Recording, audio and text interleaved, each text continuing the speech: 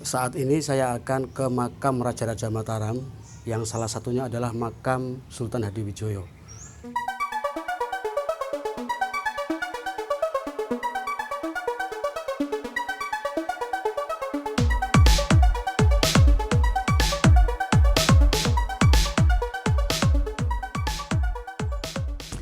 Kalau mau masuk makam itu karena di sini makam raja-raja itu syarat dengan budaya, yang budaya itu sendiri sebagai aturannya.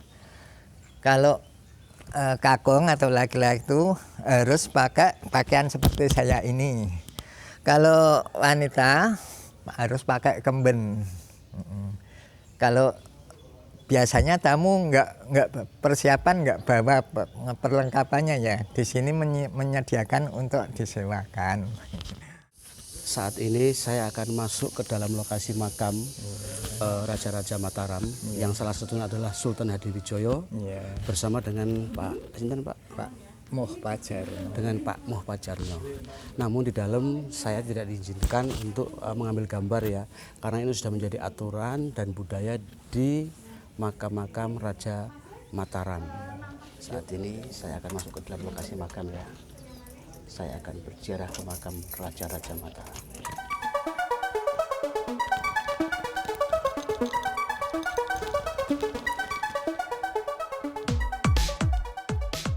Ada pertanyaan, Sultan Hadiwijoyo itu bukan Raja Mataram, tapi raja sebelum Mataram, yaitu di Pajang sana. Pajang itu sekitar timur Solo atau antara Solo dan Sragen. Itu sesudah Gusti Panembahan Senopati itu anak angkatnya itu berjasa membunuh Arya Penangsang, terus dikasih hadiah tanah Mentao yang setelah dibabat hutannya terus bisa mendirikan keraton Mataram Islam. Jadi Raja Mataram Islam yang pertama itu Gusti Panembahan Senopati, anak angkat dari Joko Tingkir atau Sultan Hadiwijoyo. Kanjeng Panembahan Senopati itu pada waktu mudanya bernama Raden Danang Sutawijoyo. Setelah bertahta mendirikan kerajaan Mataram Islam itu yang pertama, itu gelarnya panjang Mas, yaitu Kanjeng Gusti Panembahan Senopati Ngalogo Mataram Ngabdurrahman Sayyidin Panatagomo Khalifatullah, yaitu penerus daripada wali, yaitu khalifah.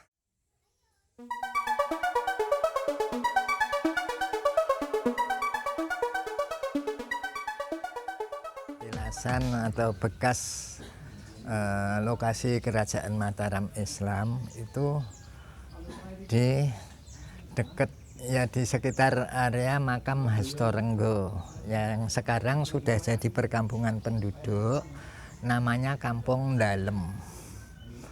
Arahnya kalau dari sini, dari parkiran di bawah pohon beringin itu keluar, terus belok kanan lurus sekitar 300 meter, terus nanti belok kiri sedikit, terus ke kanan sedikit itu ada itu gerbang makam Hastorenggo. Di situ ada abdi dalam yang jaga juga. Nanti bisa nanya-nanya di situ untuk pertanyaan yang lebih diminati lagi. Ya. Yang cuma walaupun jadi perkampungan penduduk,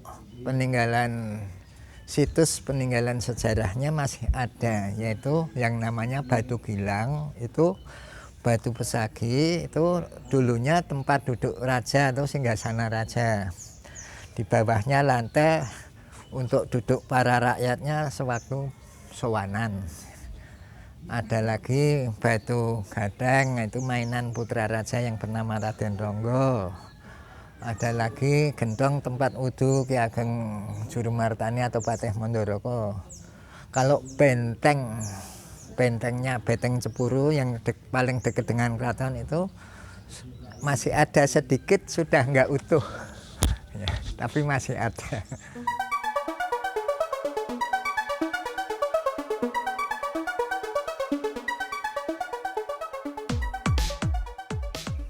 Kalau pecahnya Mataram jadi dua antara pewarisnya Keraton Surakarta dengan Keraton Yogyakarta itu pada abad 17.